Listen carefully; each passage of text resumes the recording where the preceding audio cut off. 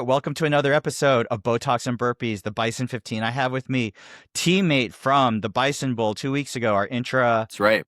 intra gym comp, Andrew Honore, and he and Mia and I were quite the powerful team. We were the Wolf Pack and representing our team I here. love it. And I want to thank Andrew for guesting today. Andrew's been at our gym for almost a year. The wife, which is obviously the smarter of the two, has been there for longer, 2 years, and has, and got him into it. And now he has been a fixture at Bison. He is one of the stalwarts in the morning. And so I want to thank Andrew and welcome him to the podcast. Thank you, Sam. That's a great introduction. So you've been here for now about, like you said, almost a year. So tell me, what got you into CrossFit? Yeah, that's a great question. So it's not for lack of invitation. I always loved the idea of CrossFit from like the Rich Froning days. Like we would watch it every year, and I've always had the utmost respect for CrossFit and CrossFit athletes. I had a coworker who was really competitive and always encouraged me to go. To be honest, it just looked so hard. And, being an athlete my whole life and, having some lingering injuries, I think I wrote off in my mind that I just couldn't do it. I was like, it wouldn't be possible for me. And so that, and I think also I just, maybe was avoiding doing the difficult stuff that comes with CrossFit. But have some good friends of ours who got very involved in it, the comparisons. So Jim first years ago, and then Katie joined, and then we know the McKinneys. And so we just kind of kept having people bring it up to us. My wife was looking for something new to do. She's an incredibly good athlete, very competitive, but just had kids, all that stuff happened, and that athlete, she just, didn't get to unleash. So we really encouraged her to do it. I had kind of my own thing from a fitness standpoint. And then I remember I came to the first open that she was in 2024. Okay. Or 2025, I'm sorry. And I was like, this is so cool. And like saw the community, saw the coaches, the people who kind of rallied around her. And then I came back again with our kids for Murph. And had a bunch of people in my ear. Ashley Syvertson was just like, when are you going to stop being soft and come and just do a class? And then I think it was 2 weeks later, we talked about it. And Steph was like, well, why don't you give it a try and see if you like it? And that was the beginning of a love story. So do you remember your first time at the gym? Oh my gosh. I remember my first workout was DT. My Lord. And I didn't know any better. And I'd never really handled an Olympic barbell outside of like squats and bench press and stuff. And I came 15 minutes early. It was the 9:15 class. And Bobby was in peak games mode, shirt off, screaming, grunting, flying around. And I was like, I don't think I belong here.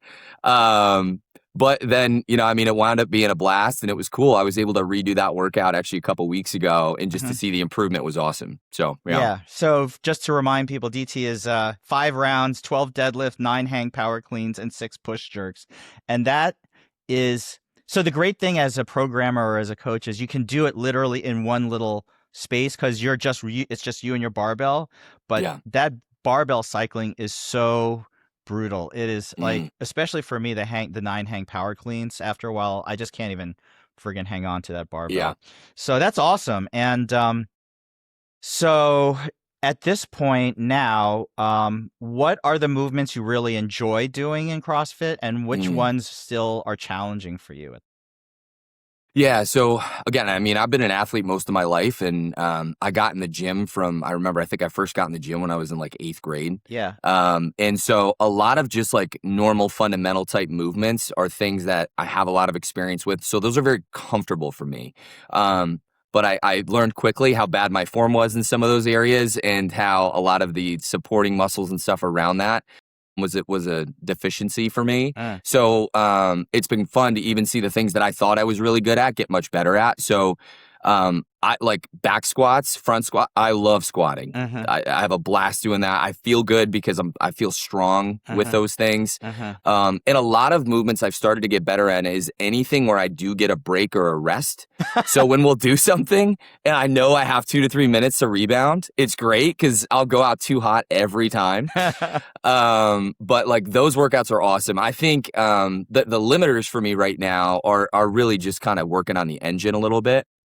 If it's short spurts, again, with breaks, then I can compete with Steph. Uh-huh. Otherwise, she's an animal and I can't touch her. Uh-huh. But I think also just more mobility driven things. So again, not being somebody who ever stretched, like Uh-huh. never. Uh-huh. There's a lot of things that I know will come with time. Uh-huh. So some of the barbell cycling, Uh-huh. a lot of the gymnastics, Uh-huh. that type of stuff is a work in progress. But Uh-huh. yeah, last year's been fun. A lot of progress already. So more to come though. You know, you and Steph are the tallest. I think they're you're the tallest couple at our gym. Like we have some tall guys, Probably. but usually the spouses of the tall people are not always so tall. How tall are you, and how tall is Steph?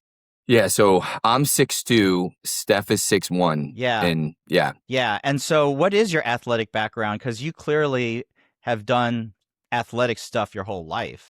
Yeah. So I tried everything Okay. as a kid just Alright. for fun. And my dad was that way. And Yeah. so, I mean, I did everything I wrestled from when I was 5 through 8th grade. Yeah. I played Little League Baseball all the way up until my sophomore year of high school. Would play basketball. I'd play tennis. I love golf. I've been passionate about golf for a long, long time. Uh-huh. That was probably the most competitive thing I did up and through high school. Uh-huh. Thought about doing that in college, but it was not going to work out with my schedule, and Uh-huh. frankly, it wasn't good enough to start. And so I kind of backed that off. And then while I was in school, just going to the weight room, right? I think freshman year kind of things, just trying to get really fit and strong. I got recruited to play rugby. And so I wound up doing that for 4 years. I was captain of the team my junior and senior season. We wound up being, I think, 15th in the country when I Wow. graduated. Mhm. This is all at a Division III level, but Mhm. a lot of fun. And we would play against teams like Michigan State, Uh-huh. University of Michigan, Notre Dame, places like that. Uh-huh. And then when I moved out to New Jersey, I continued playing like men's, if you want to call it semi-pro rugby. I mean, nobody's getting paid, right? But at a competitive level. Uh-huh. And I just kept getting banged up and, wanted to prioritize being able to walk, and play with my kids Yeah. instead of just, beating my joints up. So I stopped doing that when I was probably 23 or Uh-huh. 24. Uh-huh. And then, now I've continued to play golf quite a bit and then, Uh-huh. Don't mind doing other things, but Uh-huh. that's really it until CrossFit. What lingering issues or injuries have you had as a result of your athletic career? Yeah. So it's funny. I'd never broke a bone in my body until I started playing rugby, and then I just kept getting beat up. So I fractured my scaphoid, which is a bone in your wrist. Yep. Yeah. Yep. Kind of where almost like your wrist connects to your hand. Mhm. Yeah. Yep. So like from a mobility standpoint, like this is how far back, like that's the difference. Wow. Right. So you can see like even with PT, like this Uh-huh. will not go back. Uh-huh. And I got a surgery. They put a pin in, but I have what's called a non-union. So the bone never actually healed properly. Yeah. So there's just a line of arthritis right in the middle. Yeah. So that was a challenge and kind of a limiter, even like Globo Gym stuff, right?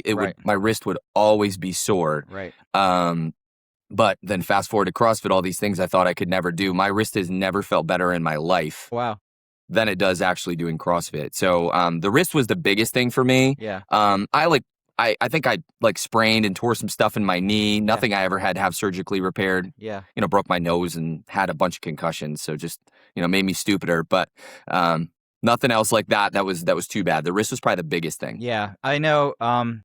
The reason why there's so many problems with that scaphoid bone, which is that little bone, like the bone right on the thumb side of the wrist, is basically there's poor blood supply to that far part of the scaphoid, and non-union is very common. And I remember this just because when I was in training, we would do wrist fracture surgery, and it was like you had to align that screw like perfectly, like it depended. Like if it was like one of those little neck fractures that went right through the neck of the scaphoid, those were so hard, Yeah. technically. And yeah, like you said, it's just so important for wrist mobility. And we have a couple other athletes who have wrist issues at the gym, and just about for everything. If front rack, like Yep. presses, push-ups, like you Yep. name it, and that can be an issue. So I'm really glad that that's strengthened for you. And for me, even I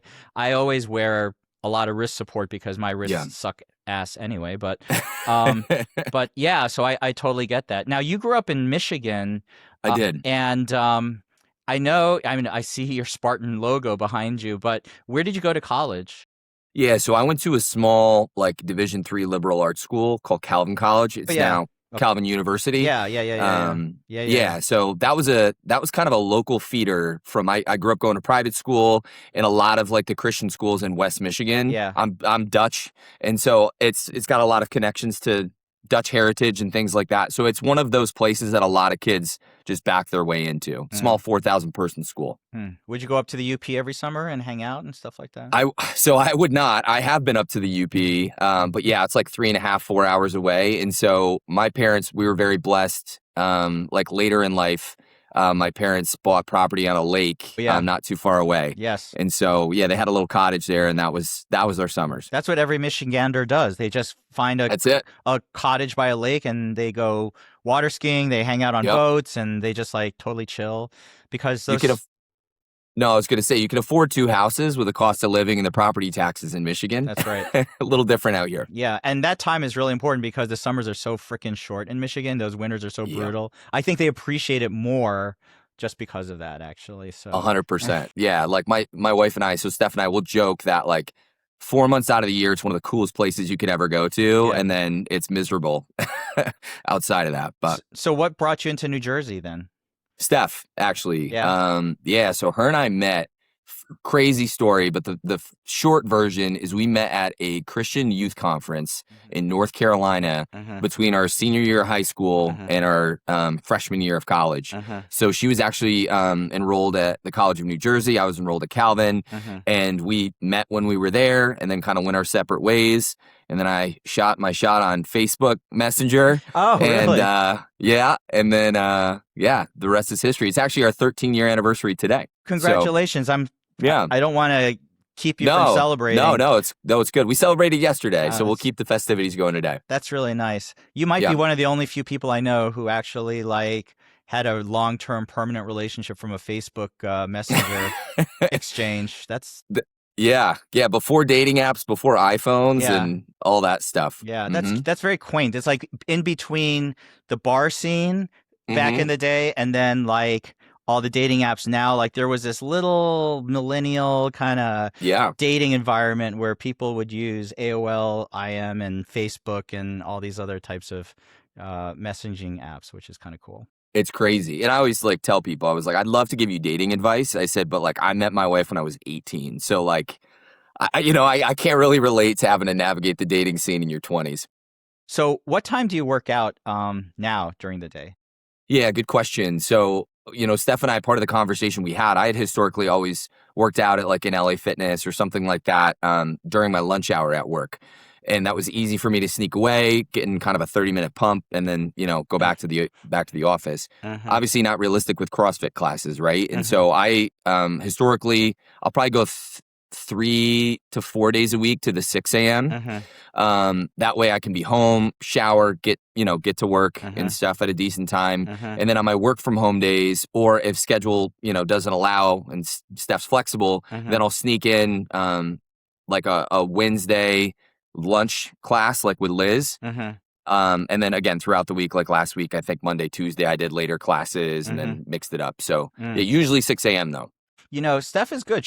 If she doesn't have time for one of the classes, she'll do it during open gym, which is like the few people I know who do that. Like it takes a lot of effort because you actually have to like get there and do the workout yourself, which is, pretty impressive, I think, actually. So yeah, she's probably one of the most disciplined people I know. And she has I always told her, I was like, I'm strong and I'm fit, but I love to give up and quit on things when they're hard. She's got like a Navy SEAL mindset where like she can just go into dark places and just work through things. So yeah, very disciplined. As an athlete, I have watched you and you are very disciplined, probably more disciplined in terms of like a lot of guys I know who were former athletes will just cut loose. Like they will just run amok, almost to the point of, their form breaks down or they're just like running at risk for themselves. And a lot of it is ego. Like they look at their whiteboard, they look at numbers, and I've never seen you be someone who like had their ego wrapped up in like, did I beat this person? Or, I'm going Yeah. to, gun for this person. And what is it about you that got you to that sort of mature, like actual Yeah. helpful mindset? Well, I appreciate that. I don't know if I'm always that humble, but I'm glad it's perceived that way. I am incredibly competitive, and I think there's a temptation to have my identity connected to a number. But I also, I think, I'm very self-aware about what my strengths are and what my weaknesses are. So I think there will be times where I'll absolutely send it, and I know I'll go a little harder because the people around me are going harder. But I honestly think like since day one, I've been going to that 6 a.m. And some of the most elite athletes, in our gym go to that class. And so I came up in CrossFit being humbled from some of my first workouts and had the support and encouragement of a lot of the coaches and other people around me to just like, hey, it's okay. You're still new, Andrew. And unlike a lot of things, most sports came very easy to me. This has been probably one of the most challenging things I've had to do. That's required. Again, it's a lot like golf. Like you're not going to be good at it right away. So I think like being a golfer and understanding the discipline of having to practice and how there are going to be days where you just can't find your swing. And then there's going to be days where you're just, that keep you coming back. And so I think that's what I've loved about CrossFit is there will be classes that I just get absolutely humbled. Like when we did that wall ball workout, like I capped and I scaled it, and then I did really good on the squat cleans, so it was kind of fun. So there's redemption in some workouts, but yeah, I certainly have been humbled in many of them. Are there anyone at the gym that you look at and you're like either comparing your numbers or you sort of look at them as sort of people to look at in terms of what you do? That's a good question. I think like there's a handful of people like some 6 a.m. people and stuff that, you kind of keep your eye on like with certain movements. And those are people who've been really encouraging and stuff to me. Like who? So like Alan Greenberg and I feel like when it comes to a barbell, him and I are always right around each other. Yeah. David H. also, like I don't talk to David a lot, but his numbers are always right there. Yeah. Ironically, Sabrina was like the person. So it was hilarious. I would tell people, I was like, we have this insanely strong woman at our gym. And like, I see what Sabrina does. And I'm like, okay, that's about what I should be doing. So especially for barbell driven stuff, that's a nice and helpful barometer. Yes. And for some of the other movements, like I don't really have a gauge. I love data and I love like facts and plans and preparation. That will help me when I want to quit. Then it helps me actually push through because then I just commit to a plan. I do the same thing in golf. So like I would map out the entire round before I would play it. So when I got to the tee, the decision was already made what club I was taking. So I'll like ChatGPT my workouts and be like, how should I approach this? Like, what should my time things be? Because when I started, I would come out so hot and then I would just be spoiled. So yeah, the planning, the data, those kinds of things, I think also help me navigate those other types of workouts so that, I'm not then in those moments looking at what anybody else got. I'm just like, well, this is my plan and I'm just going to stick to it. That's a great idea. First of all, I have never thought about entering a workout into ChatGPT to sort of look at how I should attack that particular workout, which is amazing. And I think I'm going to start doing that. What do you remember, like the last workout you did that for and like what that plan was? Jeez. I don't know, probably earlier this week. I could probably find it. Yeah. While you're I think, go ahead, Sam. No, while you're saying that, the other thing I was going to say is Sabrina, she is such a good lifter. Well, she's good all around now, actually, but she's always been a good lifter also. And yes, I don't like looking at her numbers because I would say 50% of the time she exceeds me. And like it's not that I don't like. I always look at her. I like looking at her numbers, but it always gives me a little bit of like, wow, like I got to, like you're right. She is such an amazing, and she is probably like 50 or 60 pounds lighter than you, and yet and yet she moves so well. So I gotta say, yeah, it's always nice to have someone like that.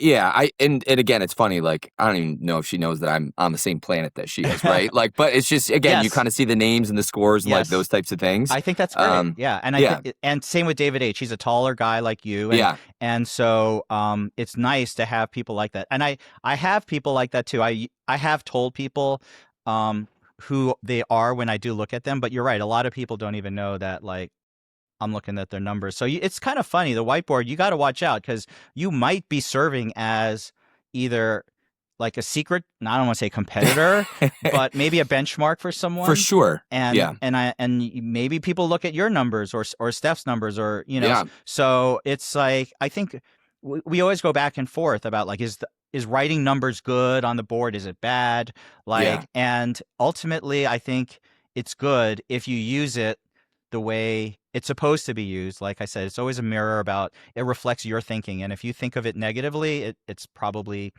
on you to fix yeah. that. And if you use it positively, the way you're sort of using it, I think that's a good thing. Well, I mean, I can say again, I can't speak for everybody, but for me, like, I would never push myself that hard on my own ever. You know, like I'm not self-disciplined enough, and unless I was training for something. Mm-hmm. And so I think that's what I like about CrossFit is I do always do better if I have like something like a goal in mind. Mm-hmm. So like if there's like a competition coming up or something like that, then that always helps. But like then on just the random days I can never push myself. I think at CrossFit, like because of the environment, because like just everything else that's going on, and Mm-hmm. because like you're gonna have to put a score up that you Mm-hmm. want to be somewhat proud of. Mm-hmm. Um, like I get myself to a breaking point that I'd never ever really gotten to before. Mm-hmm. So I think like I love the numbers, and I also maybe I'm just in this honeymoon stage of CrossFit where I am seeing a lot of progress, but Mm-hmm. it is so cool. Like again, a Mm-hmm. year after doing DT, redoing DT, Yeah. and just being like, holy cow, like I can't believe I did that much better. Mm-hmm. So yeah, I love it. I think it's helpful Mm-hmm. like for the type of athlete I am. Mm-hmm. So I appreciate that the numbers are out there.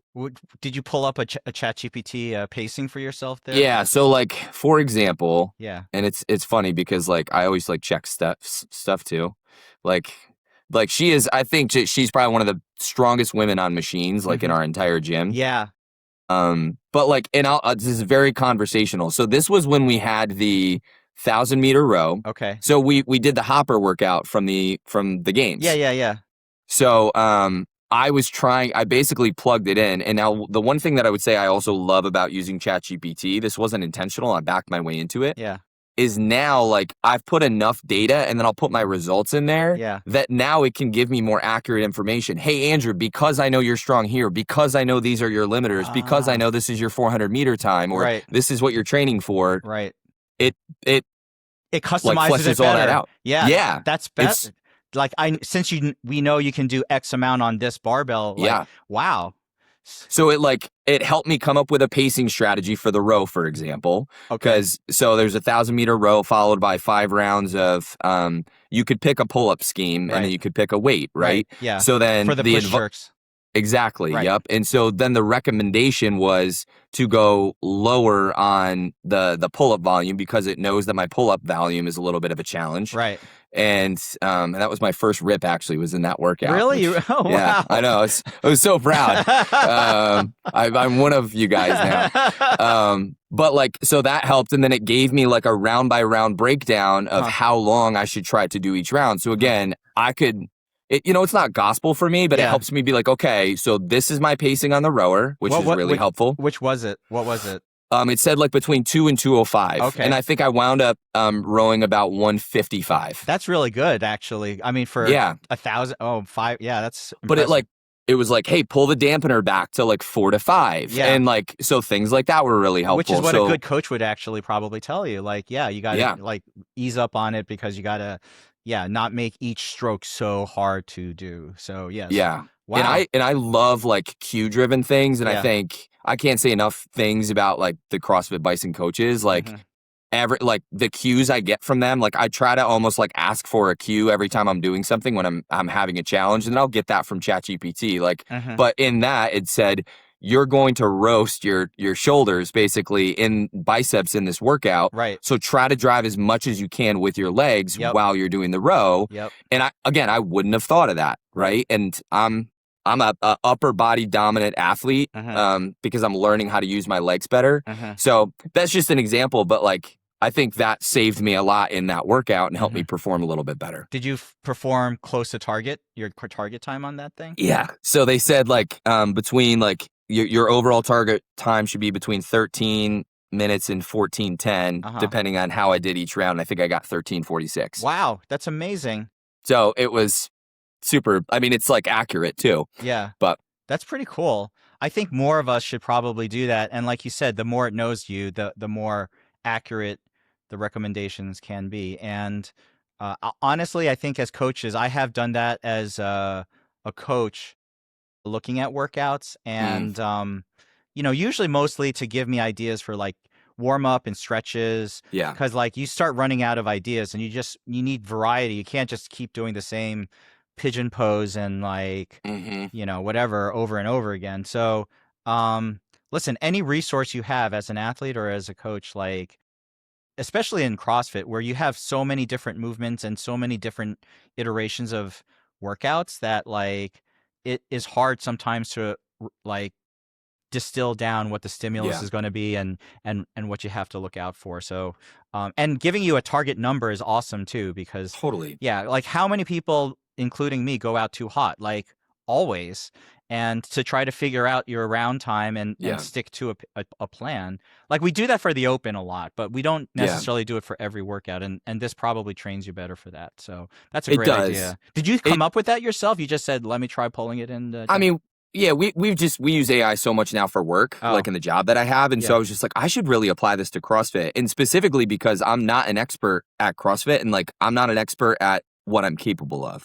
And I know that I have a propensity that, to maybe like pull back a little bit or sometimes go too hot. And so there would be times I would surprise myself and I was like, I almost want to take that out of it. Like when I'm there in the moment, the plan is there and I'm going to execute on it. Right. And again, favorite thing about CrossFit, and I mean, I'm in the best shape of my life at 35 and in a much healthier place, which is a whole other conversation. But a lot of that is because I have to do stuff that somebody else has already programmed. Like I don't have a choice. Right. And so then I get into this negotiation place with myself when I'm in the middle of something really challenging. So again, having that plan helps me kind of stick through it. And again, I love that like in the push press app, I can record it, but it's not always easy for me to go back and find like, oh, what is like my 1 rep max for this? Or, hey, what did I do a couple weeks ago? And I can't find the thing.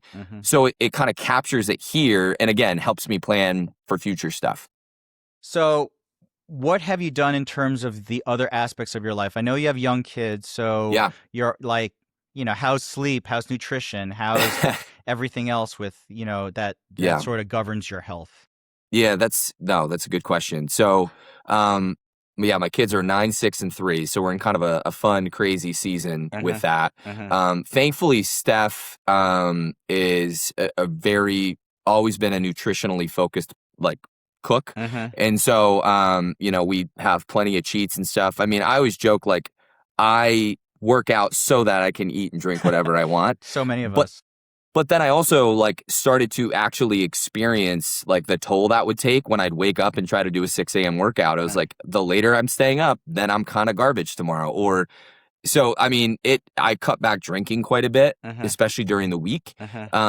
Because having a beer or two, like while I'm grilling or hanging out with friends, like I knew that was going to have an impact on how I slept, how I woke up, and like all of the subsequent things thereafter. So I think from a nutrition standpoint, I'm definitely more cognizant of what I put into my body. I never really understood how like fats and proteins and carbs and stuff could all be, again, going back to ChatGPT, like when we had a comp, I was like, how do I fuel for this? And it would help me like a couple days before, like, understand how nutrition actually plays a role in your performance.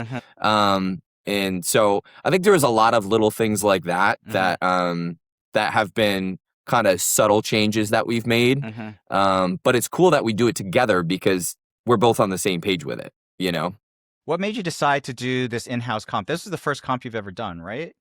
So I did, what was it called? Valentine's Day Massacre, Oh my on gosh. February 9th. Mm-hmm. Dan Coda in our gym had recommended it. It was put on, it's a global comp Mm-hmm. that like gyms can be a satellite, location for. Mm-hmm. So I was like, I feel like this would be a lot of fun to do. Like it gives us something fun to train for. Mm-hmm. So that was we got encouragement from Dan, and then we gave it a shot, and Mm-hmm. we actually won, which was freaking wild. That's awesome. But yeah, it was fun. We did scaled, so it was just like a cool, fun thing for us to do. Mm-hmm. I will say that we did find out that we are wildly different athletes, and we approach comps wildly differently. So I don't know how many more we'll do together. But in a good way, I'm just analytical, and that stresses Steph out. She could just show up and go, Right. So, but it was a fun experience. That's awesome. Yeah. No, I was very impressed with you and Mia, like as partners. Like you guys really like executed on every level. Like I think the planning beforehand, I forgot, like especially that third workout that we did. Yeah. Like it helped. It was the most complicated partner workout I think I've ever done in my life, and it went off amazingly well. And I think you were like locked in on like every workout pretty much. So that really worked out nicely. I like, and again, I enjoy the process of the planning. Mm-hmm. And so like, it wasn't homework for me to go and like test them Mm-hmm. and just kind of see. Mm-hmm. And I also felt a sense of, I think, accountability to a team, Mm-hmm. not that was created by you guys, right? Mm-hmm. But I was like, hey, I'm kind of like the more scaled of the athlete, and I want to make sure that I contribute and pull my weight. And for me to do that, I need to know like how my body's going to feel when I do these things. But I would agree. I think that it was evident that most teams didn't really think they need to prepare, and I think we maximized our potential on that workout because we were so prepared. Yeah, I think we did really well in that. Like I thought we had a shot, but like the spread between the teams was so tight. Like So tight, literally it was just a few points here and there, and so but we were right in the mix, and not that we were trying to podium, but just like I felt very proud that we were close. Like we were like right there with it. So yeah, I did go through the scoring. This is a bad thing. I shouldn't have done this, but I looked and I took last in my movement in the second event in the the complex with the barbell. Oh, right. Okay. And if I was 5 pounds heavier or 10 pounds total between the two things, then we would have gotten fourth in the comp. Yeah. Which is not podium stills, but like no, but yes. yeah. And so to be fair, like there are some people at the gym that are barbell specialists that literally like they were incredible, killing way in the heavy 200s on that thing. Yeah. So it's like there's no way. Like I mean, it just is what it is. So like it's a motivator for sure, but it's also like I think again the nice thing about having a golf kind of mindset is it's okay, like short-term memory, move on, right? So it was good feedback for me to have, but yeah, I had so much fun. You guys were a blast to do it with. It was awesome. And I will tell you, every open workout, every comp workout, like you can always go back and say, if I had done one more rep of this or finished this one 2 seconds faster, but you can't, like it was what all I could do at the time. That was it. Yeah. Like it's not like I could always add 2 seconds faster on this or 5 or 10 pounds. No, that was really like I had everything in the I gave it everything in my tank. So like so I but I agree with you, like moving forward and just using it as feedback. But as a golfer, the biggest question I want to ask you is this. Yeah. How many times can you play a season when you have young kids and you and you can get, because it's such a time suck to play, like it really is. So what do you do now? How do you get out there? Yeah, no, you're absolutely right. So I mean, if I can get 20 to 25 rounds a year, then that's awesome. That's a huge win. So I'll play in a couple outings, thankfully. So I have a sales role and I work in like consulting within accounting and finance. And so I have a lot of, very lucky to have a lot of like finance executives and stuff who all have country club memberships and, want to share that with a 35-year-old. And so I'm able to get out and get to different places and stuff. And then, sometimes on work from home days, I've done it where I play super early, where I'll get up to like Crystal Springs at 5:30 and I can play, 18 holes in 2.5 hours because Wow. I'm the only one out there. Mm-hmm. So it's little things like that Mhm. I'll try to get out and play on vacation and stuff. But Mm-hmm. you are right. I do not play a lot. But that's okay. I when we talked about it, Steph and I too, Mm-hmm. it's like, do I invest in like playing at a club Mm-hmm. or, we only have so many hobbies and I would way rather lifestyle wise invest in CrossFit than in doing something like, that just Andrew gets joy out of. that, So that sounds good. Wh- I had two questions. One was what I remember the second one now first. yeah, What was the best or nicest or most amazing course that you've ever played on? that's a good question. I mean, I've played some of the country clubs in North Jersey that are, I mean, again, the country club experience isn't always like the most insane like layout. Mm-hmm. It's usually just the experience is what's incredible. Yeah. So like I've played at Arcola Mm-hmm. is incredible. Oh, yeah. Like just a really good. I play North Jersey every year. Mm-hmm. Roxiticus, which is kind of south and west in like Morris County, Uh-huh. is incredible. So I would say that again, like the whole experience, from the parking lot, Mm-hmm. right, like to the Yes. club, White glove those treatment. places, yeah, are awesome. And then the other question now I remember was, is it helpful for a young person to learn how to play golf if they're in finance, if they're in business? Mm. Is that something that is worthwhile at this point? Oh my gosh, yeah. I mean, I think so. Did it I open think doors for you that maybe doors would have been opened for? for sure. I mean, we could have a whole conversation on sales and all that type of stuff, but I think at the end of the day, like the generation of people who are making key decisions in organizations still prefer the experience of like working with people. I think that's going to look different down the road, but people will always value that human connection. And I think, like I can't speak for everybody, but I can speak for like most guys and a lot of the dudes that I play golf with have so much respect and love playing golf with people who are good at golf and who are are polite and are friendly and are just like easy to be out there with.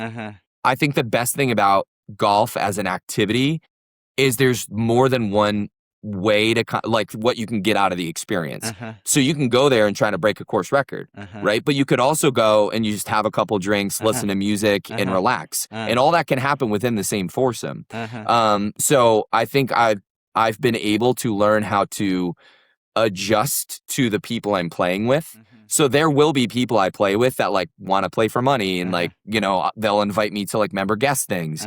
But then there's other guys I play with that are really just want to sit and have a conversation and then we happen to be golfing. I see. So I think it's really understanding your audience, but I don't think in the near future it's going to go away. So I would absolutely encourage people to invest time in it if it's something they enjoy. Sounds good. I'm an option B, music and just hang out type of person, but that's just. I heard from some people that you were a pretty good time at our golf outing. I am I played with Jim's brother. Yeah, Dave. Who's Caparis. Yep, I know Dave. He's quite good, and he had a great round. The other people on our foursome also did as well, and I'm a very high handicapper, but I'm working on it just for fun and and I feel like there are some things that translate over from CrossFit to golf, but less than I thought, honestly. And I think the only thing that really translates more than anything, which it translates for everything, is like you got to spend the time on it. You gotta work on it. You got to be dedicated to it. You got to spend it's not unlike Oli lifting, I guess, in the sense that you have to keep for sure, repetition, reps. You got to have reps for everything. But it is a time suck for sure if that's something that you really love, which is why I'm very impressed that you get to do as many times, you get to play as many times you do with the life that you lead. So that's very efficient of you. Yeah. Well, I think, and I tell people this, I think the best decision you can ever make in life is picking a good teammate, and a good partner to do life with. And it is our anniversary, but shout out to Steph. I am very blessed that I have an incredible spouse a great teammate who allows me, you know, to be able to invest in hobbies and things like that, and also has challenged me around things like health and fitness. So it's very cool to be able to like do CrossFit together. You know, we very rarely work out together, maybe once every other week. But like at the same time, it just adds a really positive dynamic to your marriage to be able to kind of push each other, challenge each other, but like be talking about it. And again, be in alignment on, hey, like I think one thing that's come out of this for us is we said, you know, like health and wellness is a standard in our family. Yes. So I don't require my kids to do CrossFit. I'm going to encourage them to, because I believe it's the best fitness like method out there. But if they're into something else, I don't care. But being active and being healthy should be a non-negotiable. You know, take care of yourself. However that looks, you can run, you can play sports, you can play tennis, you can do Pilates. Doesn't matter to me, but let's help you find something you're passionate about to just get out and move. And then, you know, like your vehicle, your body will thank you for it. What an awesome dad and father you are. That's, I mean, that's, and Thanks, spouse, Sam. that's pretty impressive. Good words. Thank you. And I'm going to remember that the next time Susan comes back from her 5 a.m. class complaining about how painful it was. I'm going to be a little more supportive than I was yesterday on it. Let's just put it that way. So that's good. Good There you words. go. Inspirational. Thank you so much, Andrew. Happy anniversary for you and Steph. Thanks, Sam. And look forward to seeing you at the gym, and we're just going to continue to strive to do better. Absolutely. I love it. Thanks for having me on. Thank you.